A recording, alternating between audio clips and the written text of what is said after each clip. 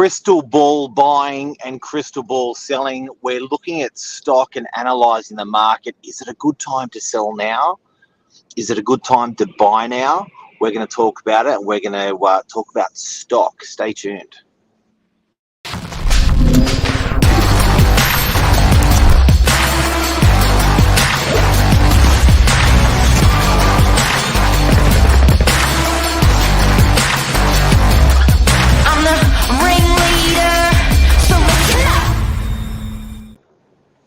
Good morning. Listen up. Good morning. How are you on And this rainy. stormy winter morning? It is. You know what? It's good for the grass. It's good for the trees. But geez, there's plenty of rain around this morning. I'm good. How are you going? Yeah, I'm great. I'm safe and dry in the green room, so I made it out of the storm. But it's a bit of a storm out there in the marketplace. There's no stock. Everyone's freaking out. People are trying to get their crystal ball saying, do we buy, do we sell, or do we wait? And everyone's scratching. Everyone's going, oh, do we? Yeah, it's plenty of questions out there. Plenty of questions out there from people. But stock is a real telltale, hey? Like the amount of properties for sale on the market, when that goes down or when that goes up, that starts telling a tale. Yeah, I think it's, it's a just as big like measurement or, tool that we follow as much as, sold prices, because they're so directly, linked, obviously. Yes, it's a really interesting one, which, we follow very closely, and it's slowly changing.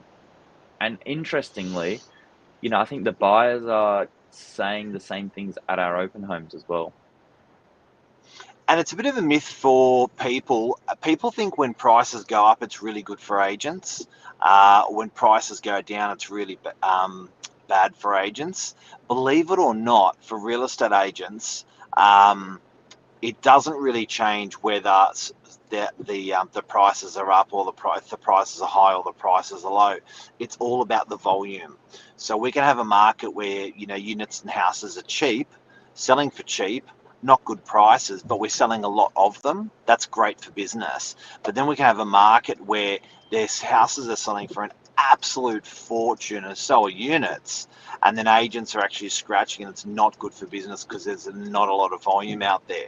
So it's detached from the amount of properties on the market. When you start talking about volume, sometimes it's just a high volume market or a low volume market. What do you reckon about the stock at the moment, Billy, and how do you think that's influencing prices? Well, I reckon what are the numbers? Before we get to the crux of it, we've got to give people the context, because unless you've been in the industry 20 years and you've seen the cycles, it's really hard to put into context what we're actually dealing with here. So talk us through, Mark, what does a balanced market look like? Normal stock levels on the northern beaches, and then let's bring it back to where we're at the moment. Okay. What I also find interesting while we're talking about a balanced market is nobody reports on this number. For some reason, everyone talks about auction clearance rates as the one and only metric on measuring the property market. I actually think stock levels is just as important in the market in your area, and I also think days on market, from when it's first advertised to when it's actually sold. They're the three metrics that I'd be following if I was trying to crystal ball the shit out of the market. So back to your question. What was that again, Billy? What does normal stock levels look like on the northern beaches for the last 20 years? Okay, so for people in other states and for people outside of the northern beaches, we're going to use a metric that we know.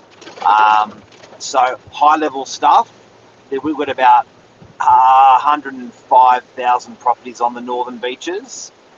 Yep. At any one time for sale, out of those 105,000 properties, they get advertised when they're for sale. Generally, the place that they're advertised the most in our particular region, different regions, Yep. some regions are more domain.com.au, some regions are more realestate.com.au. Our region's more realestate.com.au. Now, in our region, if we see 1,200 properties on the market, units, houses, townhouses, and everything, that's a shitload of stock. If we see 480, that's really, really low in stock. As a matter of fact, normally through that Christmas period, when people take their don't sell, that sort of that 15th of December through to the 15th of January, that's when we see stock historically low, and the lowest we normally see it is around 550. Every year it'll go down to 550, and you go, wow, that's a really, really low stock market. So to bring it back as to what today's numbers are, we're sitting at about 535 properties on realestate.com. Now, as Mark mentioned, that's not a true indication of how many properties are there, because you've got off-market, pre-market opportunities that don't launch out straight away, and domain. But it's a really good measure, particularly in our core area, because that's the #1 portal that people are launching out to. So you almost sort of named that as a 20-year low, right?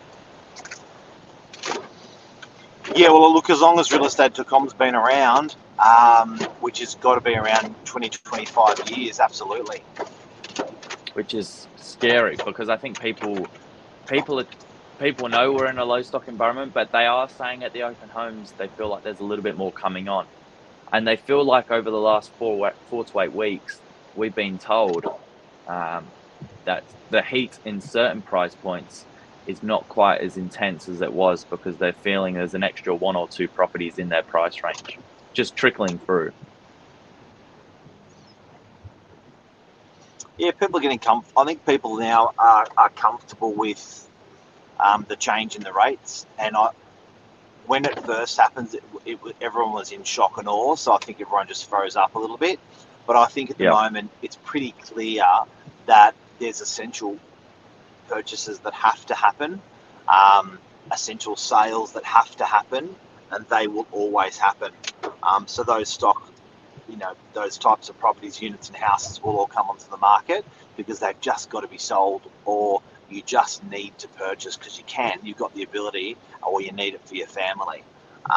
So yeah, I think now we're starting to see a really nice balance in the market. It's interesting though, because I was in Colorado yesterday talking with some prospective clients, and we were talking about, like, in their price point, there's 2 houses on the market for sale in Colorado, only 2.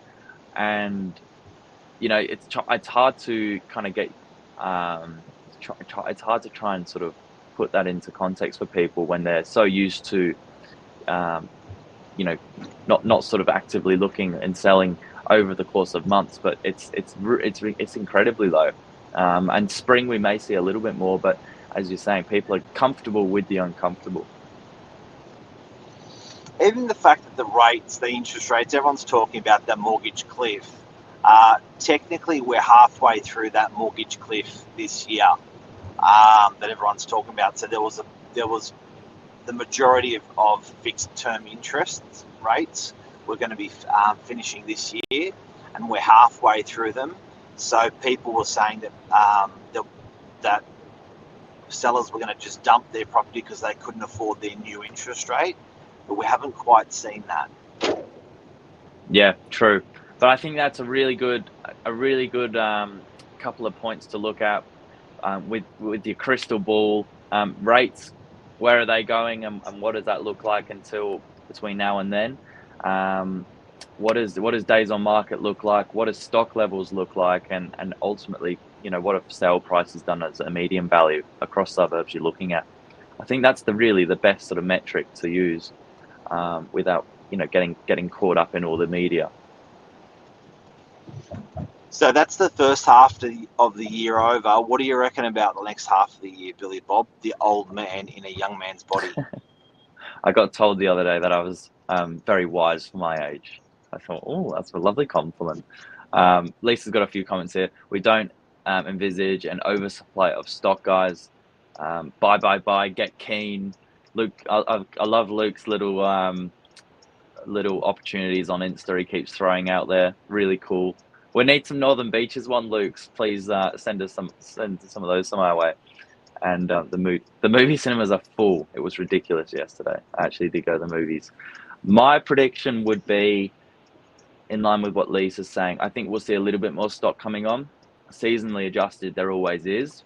However, I don't think we're going to see it flood in as much as people might think, where it's going to necessarily change prices or the market altogether. I think we're sort of slowly finding our new version of normal. Are we in a bubble? 100% we are. It was interesting. Off air, we were talking about everyone's in Europe. I said, I think that's just the Northern Beaches that are in Europe. I can't imagine that's the whole of Sydney. And I'd love to hear any out-of-area people, you know, particularly agents, if they can report on what they're finding. Definitely think we're in a bubble. I know Tom Panos does a lot of western suburbs, and Tom's reporting that he's starting to see a lot of his posts are the prices are not good. Prices are not good. Market is changing, but I just like Lisa's comment about the movie cinemas. You look around, you drive past the restaurants, you hear of people overseas. I think people who are relatively comfortable are sitting quiet, and then the people who are sort of. But I think selling newspapers is what's that? If it bleeds, it reads. So a lot of newspapers are reporting, watch out, watch out, watch out, watch out. Watch out for Taylor Swift. You can't get your hands on tickets. I don't know. It's really interesting. Well, look at that. I went to the FIFA World Cup, Australia versus Ireland. 75,000 people. Tickets are not cheap. Full stadium. I don't know. It's really I think mixed signals out there, but you can definitely get caught up in the media. You can definitely get caught up in, as you say, those real punchy headlines that catch your eye. Obviously, that's what they're meant to do. But I think if you're on the ground and you're buying or selling in the next 6 months, bring it back to those metrics. If you need advice around any of those numbers, have a chat with us. And I think that really that's the sensible approach. Don't get caught up in the storm. So, in summary, more stock, better buying? More stock, it's got to equal better buying. But don't worry, sellers. I don't think it's going to change your prices. If anything, take advantage of the low stock environment whilst we've got it. That would be my advice. If you're going to sell in the next 12 months, sell now. Sell in isolation, not competition. It can only help your situation. Boom. See ya.